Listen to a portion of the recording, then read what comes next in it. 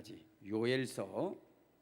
요엘서 우리 2장 우리 12절부터 14절까지 다 같이 한 목소리로 합독하도록 하겠습니다. 시작. 여호와의 말씀에 너희는 이제라도 금식하며 울며 애통하고 마음을 다하여 내게로 돌아오라 하셨나니 너희는 옷을 찢지 말고 마음을 찢고 너희 하나님 여호와께로 돌아올지어다. 그는 은혜로우시며 자비로우시며 노하기를 더디하시며 인애가 크시사 뜻을 돌이켜 재앙을 내리지 아니하시나니 주께서 혹시 마음과 뜻을 돌이키시고 그 뒤에 복을 내리사 너희 하나님 여호와께 소제와 전제를 드리게 하지 아니하실지를 누가 알겠느냐. 아멘. 이제 자기 자신을 이렇게 축복하십시오. 나는 예수님 때문에 가장 행복한 사람입니다. 고백하시길 바랍니다. 나는 예수님 때문에 가장 행복한 사람입니다. 할렐루야. 하나님께서 이스라엘 백성을 애굽에서 인도하여 내신 연후에 시내산에 이르게 됩니다. 시내산에 이르게 된 때가 뭐냐면 애굽에서 나와서 3개월째 되는 때에 3달째 되는 때에 이때에 시내산에 이르게 됩니다. 그 시내산에 이르게 될 때에 하나님께서 모세를 산으로 부르셔서 엄중한 말씀을 하시는데 이렇게 얘기하는 거예요.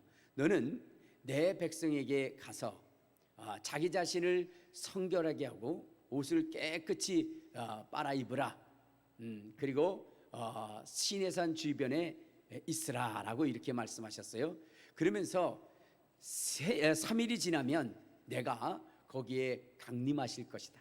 그러니까 하나님께서 3일째 되는 날 강림하셔서 이 백성들에게 이를 그러한 그 율법을 수여하겠다라고 말씀을 하십니다. 3일째 되는 날에 하나님께서는 저 시내산에 강림을 하시는데 우리 한번 출애굽기 19장을 한번 봅시다. 출애굽기 19장 우리 11절에 보면 이런 말씀이 있어요.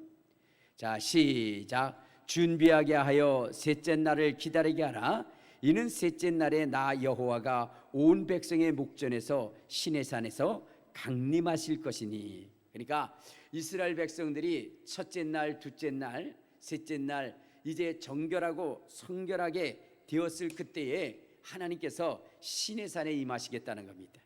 자, 그때에 시내산에 임하실 때에 어떠한 모습이냐면 우리 16절을 봅시다. 자, 시작. 셋째 날 아침에 우레와 번개와 빽빽한 구름이 산 위에 있고 나팔 소리가 매우 크게 들리니 진중에 있는 모든 백성들이 다 떨더라. 그러니까 하나님이 이 시내산에 임하실 때에 어떻게 했냐?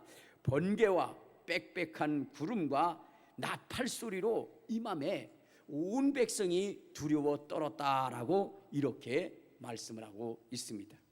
그러니까 하나님의 임재가 굉장히 장엄하고 그리고 하나님의 임재가 엄청난 두려움 가운데 임하셨다는 거예요. 하나님께서 이렇게 임하신 연후에 모세에게 율법을 수여하고 모세를 통하여 말씀하시기를 이렇게 말씀하셨어요. 너희는 내 마음에 이 말씀을 새기라라고 얘기했어요. 우리 한번 신명기 6장 6절부터 한번 봅시다. 6절부터 9절까지 보면 이런 말씀이 있어요. 자, 시작. 오늘 내가 내게 명령하는 이 말씀을 너는 마음에 새기고 내 자녀들에게 부지런히 가르치며 집에 앉아 있을 때이든지 길을 갈 때이든지 누워 있을 때이든지 일어날 때이든지 이 말씀을 강론할 것이며 너는 또 그것을 내 손목에 메어 기호를 삼으며 내 미간에 붙여 표를 삼고 또 내 집 문설주와 바깥문에 기록할지니라 라고 했어요. 그러니까 하나님께서 모세에게 그런 말씀을 하시는 거예요. 율법을 수여하시면서 이 말씀을 내 마음판에 새기고 그리고 이스라엘 백성들에게 경고하여 말하기를 뭐라고 그랬냐? 이 말씀을 자녀들에게 부지런히 가르쳐라. 힘써서 가르치라라고 얘기했어요. 그러면서 집에 앉아 있을 때든지 길을 갈 때든지 누워 있을 때든지 일어서 있을 때든지 어느 때든지 간에 하나님의 이 말씀을 강론하고, 그리고 그들이 그 말씀을 잃어버리지 않도록 손목에 메고 미간에 붙이고, 그리고 그들이 집에 들어올 때에 그 문설주를 보게 되는데 거기에도 하나님의 말씀을 기록하여 그 말씀을 기억하고 그 말씀을 지켜 행하라고 이렇게 말씀을 하셨습니다. 자, 하나님께서 왜 이스라엘 백성들에게 저 가나안 땅에 들어가기 전에 이와 같이 이 말씀을 하나님께서 가르쳤는가, 그리고 이 말씀을 명령하셨는가, 철저히 지키도록 왜 그렇게 말씀하셨는가 하는 것은 다른 것이 아니라, 여러분, 우리의 인생이 하나님을 떠나서 마귀와 결탁하면, 여러분, 하나님께서 무서운 심판으로 그들을 멸할 수 있는 그 죄악을 저지를 수밖에 없기 때문에 하나님께서는 이러한 것을 대비하기 위해서, 그래서 우리 주님께서 뭐라고 하시냐, 하나님의 말씀을 떠나지 말고 그 말씀을 지켜 행하라는 것입니다. 가나안 땅에 들어가게 되면 그들이 하나님의 말씀을 잃어버리고, 그리고 정말로 이방신을 섬기며 마귀와 결탁하게 되는데, 여러분, 비록 하나님은 용서의 하나님이라 할지라도 여러분, 마귀와 결탁하여 하나님 앞에 범죄하게 되면 하나님이 그 죄를 용서할 수 없는 그러한 일을 저지르게 된다는 겁니다. 우리가 그 예를 들어본다면 어떤 일이 있냐면 바로 유다의 예를 들을 수가 있어요. 유다라고 하는 사람은 예수님께서 부른 12제자 가운데 한 사람입니다. 하나님의 말씀을 듣고 예수님을 따라다녔어요. 그때마다 우리 주님께서 그 유다에게 몇 번의 경고를 했습니다. 조심해라, 조심해라, 그리고 회개하라, 그리고 돌이켜라. 주님이 그렇게 말씀하심에도 불구하고 이 유다는 예수님의 이 경고의 말씀을 뭐냐면 귀담아 듣지 않았어요. 결국 마귀는 그에게 속삭였고, 그 속삭임 속에 그것을 받아들이는 순간 마귀가 그 속에 들어가 버립니다. 우리 한번 성경을 한번 봅시다. 자, 요한복음 13장 2절에 보면 이러한 말씀이 있습니다. 자, 시작. 마귀가 벌써 시몬의 아들 가룟 유다의 마음에 예수를 팔려는 생각을 넣더라. 그러니까 예수님께서 계속 경고의 말씀을 하셨어요.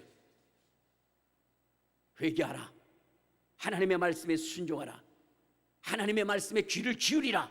그럼에도 불구하고 이 유다는 이 말씀을 경홀히 여겼습니다. 주님의 이 무서운 경고의 말씀을 경홀히 여김으로 결국은 어떻게 되느냐, 우리 27절에 보면 27절 시작. 조각을 받은 후 곧 사단이 그 속에 들어간지라. 이에 예수께서 유다에게 이르시되 내가 하는 일을 속히 하라. 그러니까 어떻게 됐습니까? 하나님의 경고의 말씀을 듣지 아니함으로 말미암아 사단이 그 속에 들어갔고, 사단이 그 속에 들어감으로 말미암아 하나님을 대적하는 이 일을 행하게 됩니다.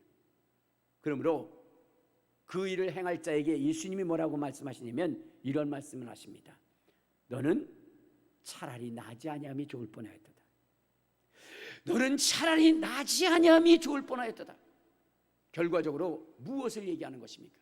용서받을 수 없는 죄, 용서받을 수 없는 죄악을 저질러 버렸다는 겁니다. 우리가 신앙생활 하다가 우리 주님께서는 무수한 죄악들을 용서하셔요. 우리가 어떠한 죄를 지었든지 용서를 하십니다. 그러나 여러분, 하나님께서는 또한 예수님께서는 우리를 용서하시지만, 그러나 마귀 사단과 결탁되어져서 하나님의 그러한 넘지 말아야 할 그 선을 넘게 되면 하나님은 결코 그를 용서하지 않는다는 것입니다. 그래서 사도 요한은 말하기를 뭐라고 얘기하느냐, 모든 죄가 용서받을 수 있대. 그러나 사망에 이르는 죄도 있다. 이러한 죄를 저지른 자에 대해서는 내가 구하지 아니하노라. 그러니까 무슨 얘기입니까?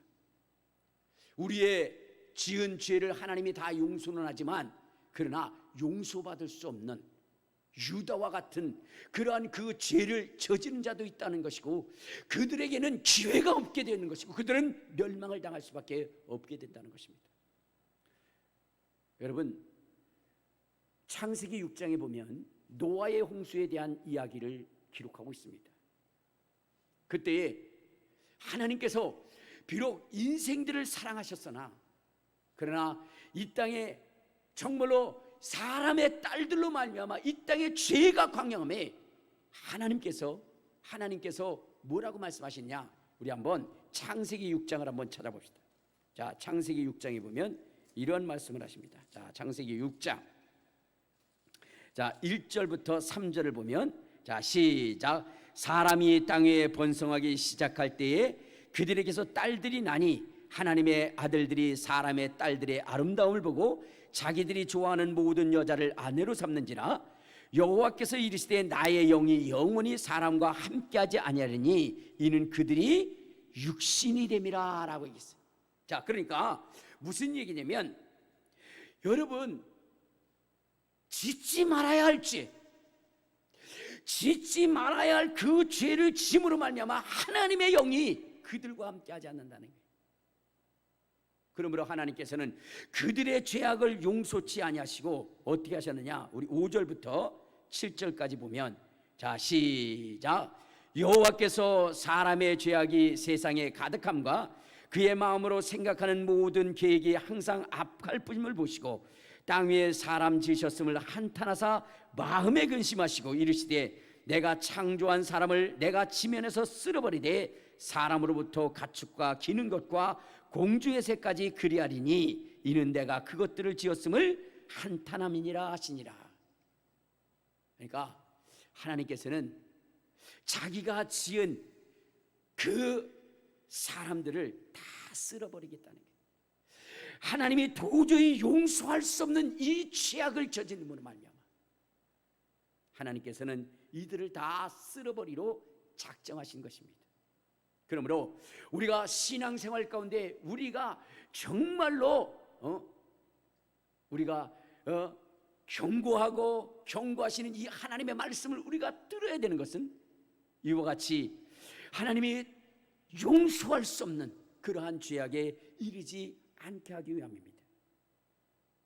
하나님께서 이스라엘 백성들을 애굽에서 이끌어 나와서 그리고 저 가나안 땅에 들어가게 하실 때에 그 가나안 땅에서 하나님이 용서할 수 없는 그러한 죄악을 이스라엘 백성들이 저지를까 봐 하나님은 엄한 경고의 말씀으로 이 심판에 이르지 않도록 예비하고 준비하도록 주님이 그렇게 하신 겁니다.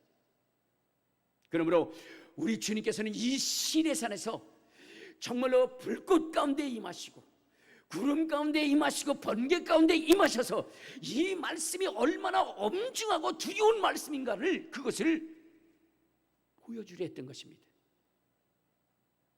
만일 하나님의 말씀을 지켜 행하지 아니하면 하나님은 어떻게 하신다라고 했느냐? 우리 신명기 28장에 보면 이런 말씀이 있어요. 자, 신명기 28장 우리 58절부터 53절까지 읽어보면, 자, 시작. 내가 만일 이 책에 기록한 이 율법의 모든 말씀을 지켜 행하지 아니하고 내 하나님 여호와라 하는 영화롭고 두려운 이름을 경외하지 아니하면 여호와께서 내 재앙과 내 자손의 재앙을 극렬하게 하시니 그 재앙이 크고 오래되고 그 질병이 중하고 오래될 것이라.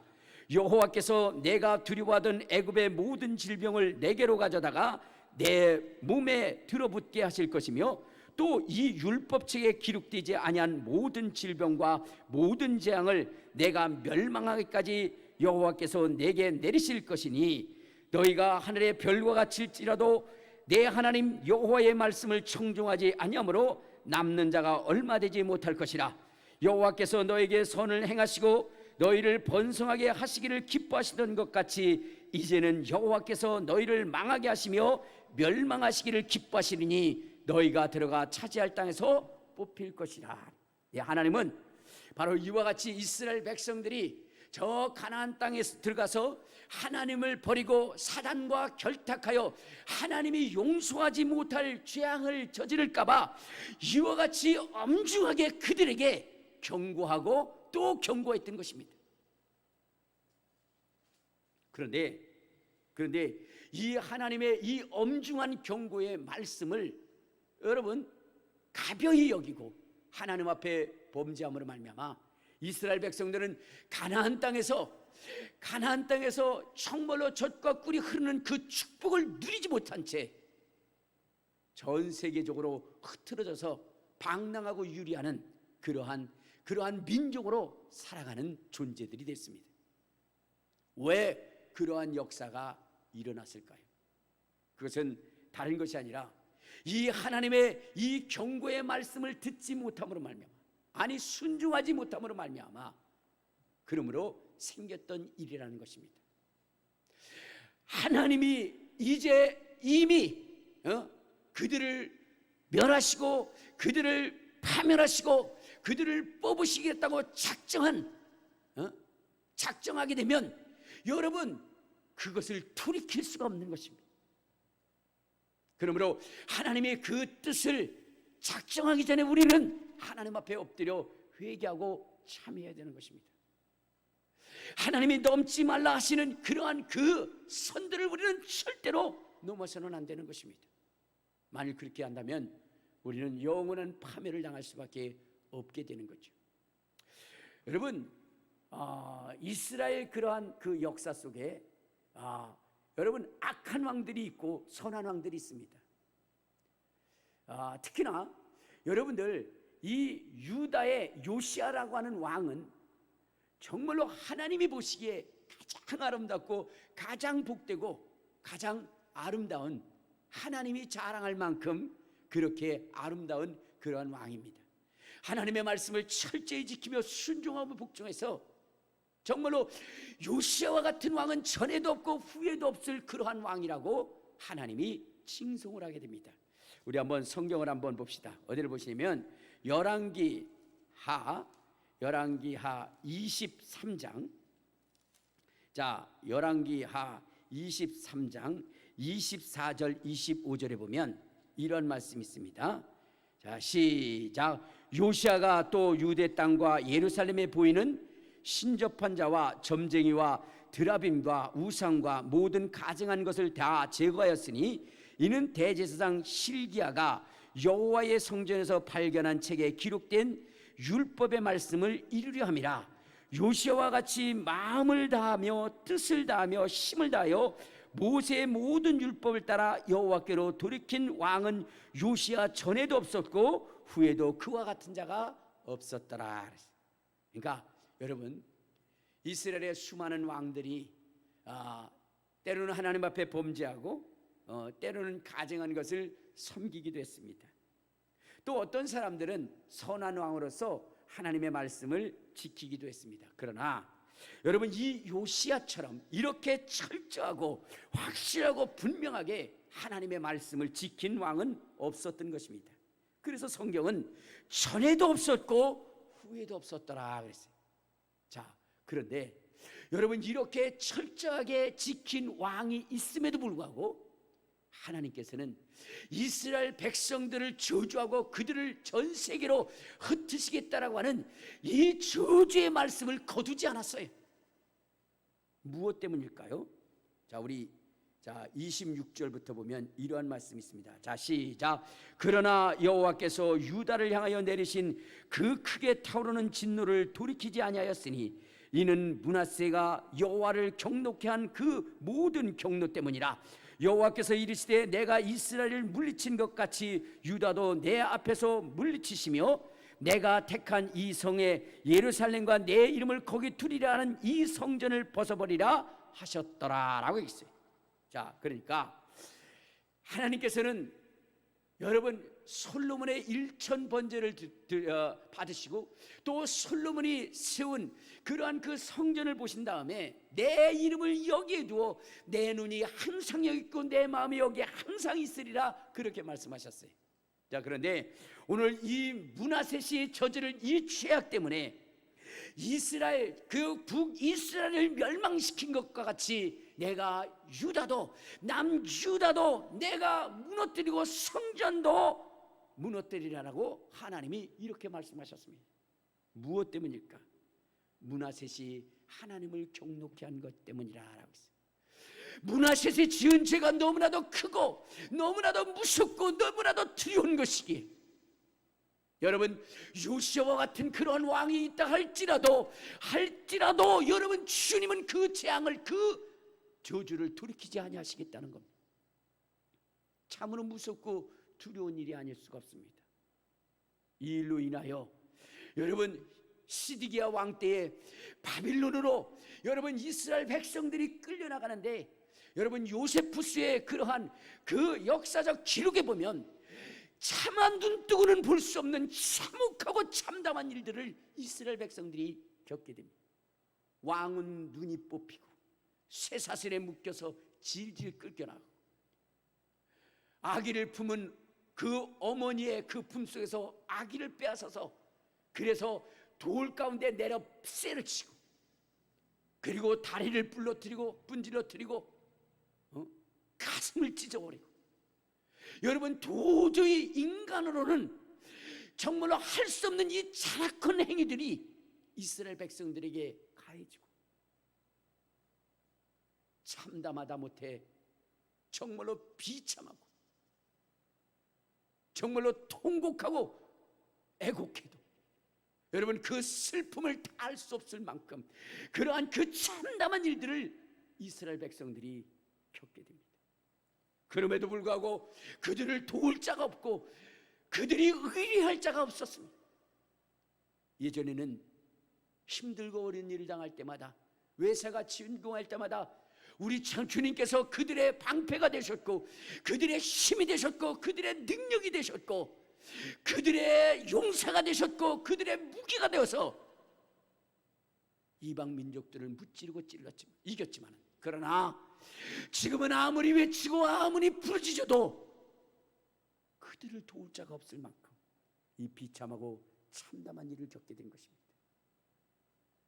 누가 무엇이 이렇게 만든 것입니까?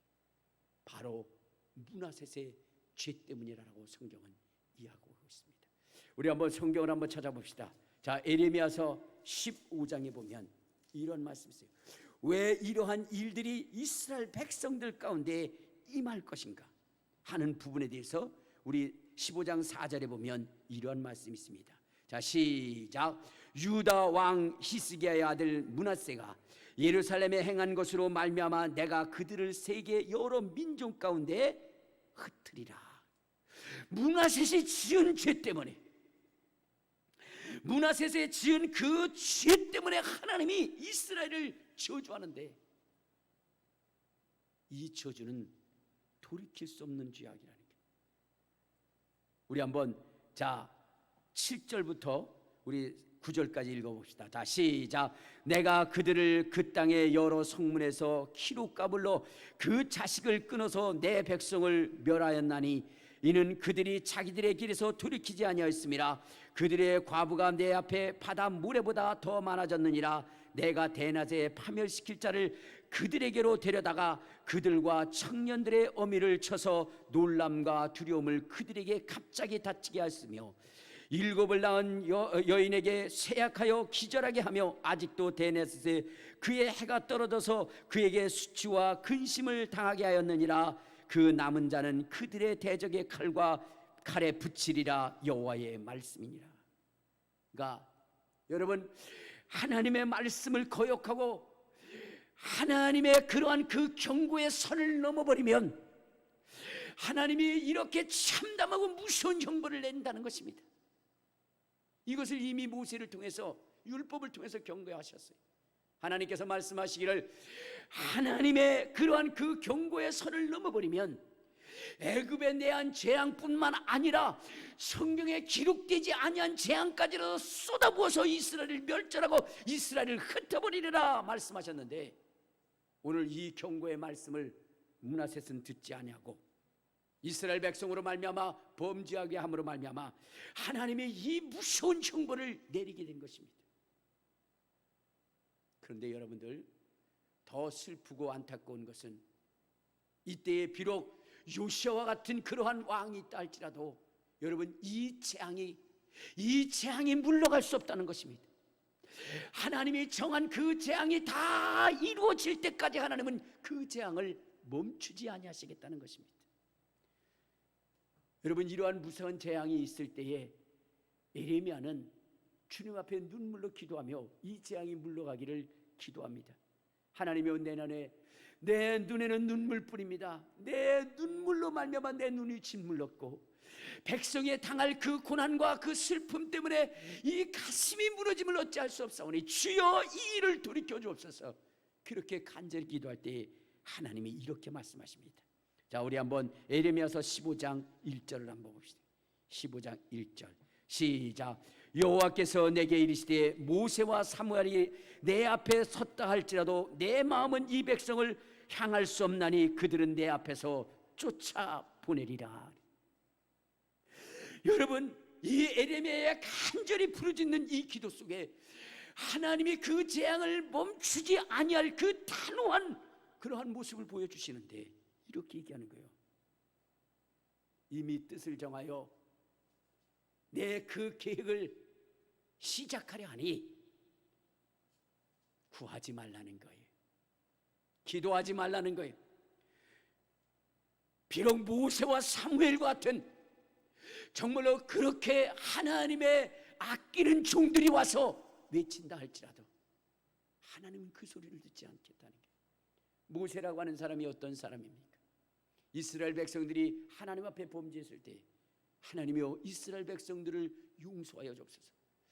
그리하지 아니한다면 차라리 생명록 속에서 내 이름을 지우시고 이스라엘 백성을 구원하여 주옵소서 함으로 하나님의 그 무서운 진노를 돌이키게 했던 사람이 모세 아닙니까? 그러나 오늘 이 므낫셋의 죄악은 모세가 지금 와서 그렇게 간구할다 할지라도 하나님은 그 재앙을 멈추지 않겠다는 거예요. 사무엘이라고 하는 사람이 어떤 사람입니까? 성경에 기록하기를 사무엘의 그 기도는 하나도 땅에 떨어진 것이 없다라고 그랬어요. 그러니까 하나님께서는 이 사무엘의 모든 기도를 다 들으셨다는 거지요. 그러나 그 사무엘이 온다 할지라도 내가 이 재앙을 멈추지 아니할 것이다 라고 얘기했어요. 우리 또 한번 에스겔서 14장을 한번 찾아봅시다. 에스겔서 14장에 보면 이렇게 말씀을 하십니다. 이 재앙을 멈춰달라고 이야기할 때에 하나님은 이 재앙을 끝까지 행할 것에 대하여 말씀하시기를. 자, 우리 14절 한번 봅시다. 자, 시작. 비록 노아, 다니엘, 욥 이 세 사람이 거기 있을지라도 그들은 자기의 공의로 자기의 생명만 건지리라 주 여호와의 말씀이니라. 그러니까 여러분, 주님께서는 그런 말씀을 하셨지요. 이 소돔과 고모라 땅에 의인 10명만 있으면 주님이 그 땅을 멸하지 않겠다라고 그랬고, 예루살렘에 의인 1명만 있을지라도 내가 예루살렘을 멸하지 않겠다라고 말씀하셨는데, 오늘 이 므낫셋의 죄악으로 말미암아 하나님은 말씀하시기를 그 땅에 비록 노아와 같은 자, 다니엘과 같은 자, 욥과 같은 자가 있을지라도 하나님은 그 재앙을 멈추지 않고 그 재앙을 쏟아 부어 넘치게 하시겠다는 거예요. 우리 20절을 한번 다시 봅시다. 자, 시작. 비록 노아, 다니엘, 욥이 거기에 있을지라도 나의 삶을 두고 맹세하노니 그들은 자녀는 건지지 못하고 자기의 공의로 자기의 생명만 건질지나 주 여호와의 말씀이니라. 여러분, 이러한 자다 할지라도 자기의 자녀들조차도 구할 수 없는 이러한 참담하고 참혹한 일이 생길 수 있다는 겁니다. 여러분, 오늘 우리는 이 경고의 이 하나님의 말씀을 들어야 됩니다. 저는 지금 이 대한민국과 전 세계에 닥친 이러한 이 전염병을 통해서 제가 생각하고 있는 것은 바로 그런 것입니다. 혹여라도 이것이 우리가 돌이킬 수 없는 죄로 말미암아 임한 재앙은 아닌지,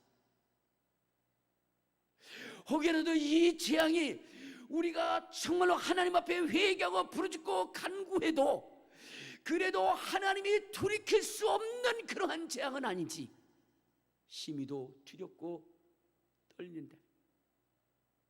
심히도 두렵고 떨립니다. 그러므로 오늘 우리는 우리 자신을 뒤돌아보고 다시금 하나님 앞에 기도할 수 있는, 정말로 하나님의 진실로 원하는 사람으로 우리가 하나님 앞에 기도할 수 있는 그러한 사람이 되어야 돼요. 이제라도 늦었지만, 정말로 요엘 선지자의 말씀처럼 이제라도 늦었지만 그러나 하나님 앞에 부르짖고 하나님 앞에 기도해야 되지 않겠는가 라고 말씀하십니다. 오늘 우리가 지금 할 수 있는 일은 바로 그런 것입니다. 어찌 보면 늦을 수도 있지만, 그러나 이제라도 정말로 주님이 원하는 사람들이 되어서 주님의 말씀을 지키고자 하는 그 마음이 되어서 이제라도 금식하며 회개하며 하나님 앞에 기도할 수 있는 그러한 사람이 되어야 되지 않겠나 생각해 봅니다. 우리의 고돈만을 찢는 인생이 아니라 우리의 가슴을 찢고 애곡하고 통곡하며 하나님이여 하나님이여 용서하여 주옵소서. 예수 그리스도의 그 흘리신 그 피를 온몸에 뿌리고 주님의 성소에 들어가서 아버지여 이제라도 용서하여 주옵소서. 이제라도 와서 주님 앞에 회개하고 참여하오니 주님 용서하여 주옵소서. 이렇게 기도해야 되지 않는지 우리 생각해 봐야 됩니다. 저는 이번 코로나를 통해서 여러 가지 생각하는 것이 많게 되는데, 그동안은 그래도 예배를 드릴 수 있었어요. 그런데 이제는 여러분 온라인 예배 외에는 더 이상 드릴 수 없는 그러한 상황이 됐습니다. 이 상황을 보면서 제가 생각한 것은 그거예요. 말라기 1장에 보면 이러한 말씀이 있습니다. 우리 한번 말라기서 1장을 한번 찾아보도록 하겠습니다. 말라기서 1장에 하나님께서는 뭐라고 말씀하셨느냐? 자, 말라기서 1장 우리 8절부터 한번 봅시다. 8절부터 우리 10절까지 시작. 만군의 여호와가 이르노라, 너희가 눈먼 희생제물을 바치는 것이 어찌 악하지 아냐며 저는 것 병든 것을 드리는 것이 어찌 악하지 아냐냐. 이제 그것을 너희 총독에게 드려보라. 그가 너를 기뻐하며 너를 받아주겠느냐. 만군의 여호와가 이르노라, 너희는 나 하나님께 은혜를 구하면서 우리를 불쌍히 여기소서 하여 보라. 너희가 이같이 행하였으니 내가 너희 중 하나인들 받겠느냐. 만군의 여호와가 이르노라, 너희가 내 제단 위에 헛되이 불사르지게 못하게 하기 위하여 너희 중에 성전문을 닫을 자가 있었으면 좋겠도다 라고 있어요. 자, 여기 보면은 이스라엘 백성들이 하나님 앞에 예배할 때에 총독에게 드리는 것보다 못한 그러한 것을 하나님 앞에 드리고, 병든 것, 저는 것, 눈먼 것들을 하나님 앞에 드리며, 자기네들은 하나님 앞에 최선을 다한 것처럼 이렇게 여기고 하나님 앞에 은혜를 구한다. 하나님은 이 같은 소행을 보고 너희가 내게 드린 이 예물들을 너희 총독에게 드려보라. 그 예물 하나인들 받겠느냐 라고 이렇게 얘기합니다. 그러면서 주님께서는 말씀하시기를, 누가 성전문을 닫아서 이 헛된 재물을 가져오지 않도록 할 자가 있었으면 좋겠다라고 하나님은 탄식하고 있는 것입니다. 여러분, 코로나가 임했을 때 우리는 가슴을 찢고 애곡하고 통곡해야 됐습니다. 그런데 주님이 원하시는 회개를 하기보다는 서로 비방하고 비난하며 이것이 내 탓으로 여김으로 말미암아 하나님은 그래도 정신 차리지 못한 이 대한민국을 바라보면서 차라리 성전문을 닫아줄 자가 있었으면 좋겠다 라고 말씀하신 것은 아닌지, 또 그 일로 말미암아 이 일이 우리에게 닥쳐진 것은 아닌지 우리가 한번 심각하게 생각해 보아야 되는 것입니다. 네 탓 내 탓 할 것이 아니라, 여러분, 이것이 나의 잘못과 허물로 말미암아 정말로 하나님이 내린 그러한 형벌이라고 생각하고, 우리는 니느웨 성의 그 왕과 백성들처럼 금식하며 회개하며 참여해야 되는 것입니다. 오늘 요엘 선지자를 통하여 우리에게 말씀하신 바가 바로 그것입니다. 요엘서 2장 우리 12절을 한번 다시 봅시다. 12절, 자 시작. 여호와의 말씀에 너희는 이제 금식하고 울며 애통하고 마음을 다하여 내게로 돌아오라. 그러니까 주님께, 이 요엘 선지자는 우리가 하나님께 돌아가되 금식하며 울며 애통하고 마음을 다하여 주님께 돌아가라니, 주님께 돌아가. 가슴을 찢어 애곡하고 통곡하며 참여하며 회개하며 하나님 앞에 엎드리라는 것입니다.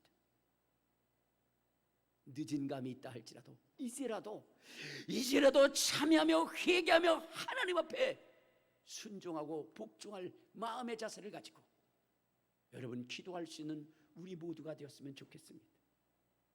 그러면 여러분, 무레셋과 같은 이러한 참담한 일로 말미암아 이스라엘에게 무서운 재앙이 임했는데, 그러면 지금 이 시대 속에 이 재앙이 왔는데 왜 이 재앙이 왔을까요? 우리는 그것을 파악해 봐야 됩니다.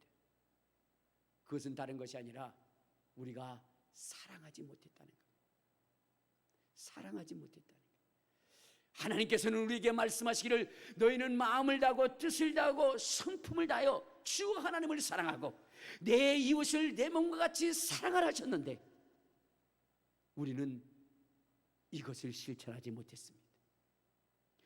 예수님께서 다시 정말로 주의 백성들에게, 주의 제자들에게 말씀하시기를 내가 새 계명을 주노니 너희가 서로 사랑하라고 주님을 말씀하셨는데, 우리는 사랑하기보다는 남의 허물을 들춰내고 비방하고 찌르고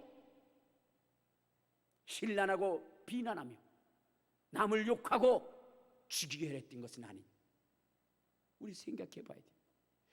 이 일로 인하여 하나님이 진노한 것은 아닌지 우리 생각해 봐야 돼요. 또 하나, 우리는 정말로 나는 그래도 신앙생활을 잘했지 라고 하면서 저들은 다 멸망당할 자고 오직 나만이 정말로 구원받을 자라고 그렇게 우쭐대면서 살아간 것은 아닌지 우리 한번 생각해 봐야 됩니다. 저는 그 새롭게 하소서에 나온 김예랑 성도님의 그 간증을 들으면서 정말로 이 시대 속에 하나님이 정말로 한국교회를 꾸짖는 것이 이것이 아닌가라는 생각이 들었습니다. 김예랑 성도님은 이제 3대째 믿는 그러한 가문에서 태어났어요. 그래서 정말로 태어날 때부터, 아니 뱃속에서부터 오직 하나님 앞에 예배하고 섬기는 일에 최선을 다한 사람. 그러던 중 이제 장성하여 돼서 이제 배우자를 만나게 됐는데, 그 배우자 또한 3대를 믿는 가문이었습니다. 그러니 그들의 그 신앙의 자부심과 긍지가 얼마나 대단했겠습니까? 둘은 모든 사람의 축복 가운데 이제 결혼 생활을 시작하게 됩니다. 그러던 중 둘째 여원이라고 하는 그러한 그 딸을 낳은 그 아이가 33개월째 되는 때에 갑자기 뇌전증에 걸려서 신음하는 것을 보게 됩니다. 뇌전증이라고 하는 것은 우리가 쉽게 말해서 간질이라고 얘기할 수 있어요. 근데 그 뇌전증에 걸려가지고 이제 사경을 헤맬 때에, 그때에 그는 생각했습니다. 아니, 우리 가정에 또한 우리 아이 속에 왜 이런 일이 생기지? 하나님이 혹시 실수한 것은 아니야? 라는 생각을 갖게 됩니다. 그런데 여러분, 이게 하루에 한두 번 해도 정말로 심하다라고 얘기할 텐데 하루에 70번, 80번을 하게 됩니다. 그때 그는 너무나 놀랍고 너무나 두려운 것이었습니다. 그래서 그는 아이를 세브란스 병원에 입원을 시키고 그리고 수많은 사람들 앞에 기도 요청을 하게 됩니다. 우리 아이를 고쳐달라, 기도해달라, 하나님 앞에 기도해달라. 아무래도 하나님께서 실수하신 것 같다고. 우리는 3대째 믿는 가문으로서 하나님의 축복 가운데, 보호함 가운데 그렇게 살아가야 할 우리 가정인데 왜 이런 일이 생겼는지 모든 사람들에게 기도 요청을 부탁하면서, 그러면서 그는 기도했습니다. 눈물로 기도했어요. 그런데 거기에 병실에 앉아 있었던, 그 병실에 또 입원되어졌던 그 가정들보다, 그 애들보다 이 아이가 더 심해지는 거예요. 그래서는 그 나중에는 최후의 극단적인, 정말로 그 치료가 들어가는 애는 거의 없는데 그러한 상황까지 이르게 됩니다. 이때 하나님이 안 계시다라고 그는 하나님을 부정하면서 하나님 앞에 대항하기 시작합니다. 그런데 하나님께서 그에게 말씀하시는 바가 있었던 겁니다. 무엇이냐면 그것이었죠. 예랑아, 내 딸이 죽어가 마음이 많이 아프지? 그런데 말이다, 너는 이 같은 병실 속에 있는 그 아이들이 보이지 않니? 어찌하여 너는 내 딸만을 위하여 기도하니? 어찌하여 너는 내 딸만을 치료해달라고 기도하니? 그들의 아픔과 그들의 슬픔은 외면한 채 너는 어찌하여 내 딸만 고쳐달라고 기도하니? 그 속에서 그는 머리를 얻어먹은 것처럼 큰 충격을 받게 됩니다. 자기는 그리스도의 사랑이 있는 자고, 자기는 모든 사람들을 배려할 줄 아는 사람이고 그리스도의 사랑을 전할 줄 아는 사람이라고 생각했는데, 오늘 자기 딸이 정말로 이 심각한 병 속에 있을 때에 다른 사람들의 아픔, 슬픔은 아무것도 보이지 않고 오직 자기 딸에 대한 그러한 그 아픔만 보이고 모든 사람들에게 기도 요청을 했다라는 거죠. 알고 보면 진정 하나님의 사람이라고 여겼고 크리스찬이라고 여겼지만, 그러나 실상은 크리스찬이 아니고 무늬만 크리스찬이었다는 것이, 그것이 입증되는 순간이었다는 겁니다. 그래서 하나님 앞에 띠글띠글 굴르면서 회개하고, 그리고 그 이후로부터는 거기에 있는 그 병든 아이들, 그보다 더 어린 아이들, 또 더 나이 먹은 아이들, 그런 아이들을 가면서, 그러면서 여원이랑 같이, 여원이를 휠체어에 앉혀서 같이 가면서 그 침상에 누워있는 아이들을 위해서 기도하고, 그 엄마를 위해서 기도하고, 눈물로 기도, 눈물이 하염없이 떨어지, 주님 이를 불쌍히 여겨달라고 그렇게 기도하는데, 마음이 미어져서 정말로 그의 그 불쌍하고 그 아픈 마음들, 이들이 얼마나 이 일로 인하여 슬퍼했으며 이 일들이 얼마나 아팠으며 괴로웠을까, 그 마음이 느껴지면서 통곡하며 눈물로 기도하게 되었다는 것. 그리고 여원이도 자기도 아프지만 손을 얹어 같이 기도하고 같이 부르짖어. 그러던 어느 날 여원이가 그러는 거예요. 엄마, 하나님이 고쳐주셨지? 하나님이 고쳐주셨지? 그래서 여원이가 거짓말을 하나? 라고 생각을 했어요. 집에 가고 싶어서 거짓말을 하나? 그랬는데 그것이 아니라 그 이후로부터 그의 그 뇌전증이 발병되지가 않는 거예요. 그래서 의사를 불러옵니다. 우리 아이가 낫다고. 의사는 믿어지지 않습니다. 이제 마지막 그 치료에 들어가면 정말로 무섭고 혹독한 그러한 일을 겪어야 되는데, 그것을 겪게 하지 않고 집으로 데리고 가려고 하는 그러한 부모의 마음과 아기의 마음이었을 거라고 그렇게 생각하고 의사들은 믿지 않았습니다. 그래서 일주일 동안 지켜봤는데 여전히 하루에 7, 80번 했던 그러한 증상이 나타나지를 않는 거예요. 그리고 그 아이는 태어나게 됩니다. 여러분, 우리가 그리스도인으로서 여러분, 혹시 나는 구원받을 자고 나 외에 정말로 저 악독한 자들은 다 형벌받아야 할 자라고 우리가 그렇게 생각하고 나 하나의 구원을 기쁨과 즐거움으로 삼지는 않았는지, 그리스도의 사랑이 차고 넘쳐야 우리의 인생 속에 오히려 마귀의 그러한 비교의식을 넣어줘서 내가 최고야, 너만 특별히 하나님의 사랑을 받은 자야 라고 하면서 자기 자신만을 위하여 살아가는 죄악은 저지르지 않았는지 우리 한번 돌이켜봐야 된다는 것입니다. 주님이 그 병실 안에 있는 아이들을 보여주면서 왜 너는 너의 딸만을 위하여 기도하냐, 이들을 위하여는 왜 기도하지 않니? 라고 하시면서 우리 주님 말씀하신 것처럼 나만 구원받았으면 됐지, 나만 영생 얻었으면 됐지, 나만 하늘 날아가면 됐지 라고 하면서 정말로 내 이웃을 위하여 내 마음을 다하고 뜻을 다하고 성품을 다하여 사랑하라 하시는 이 하나님의 음성을 외면한 채 마귀와 연합하여 네가 최고고 너는 하늘 날아갈 축복받은 자라고 이렇게 이야기하는 것 속에 연합한 죄를 지은 것은 아닌지 우리 한번 생각해 봐야 되는 것입니다.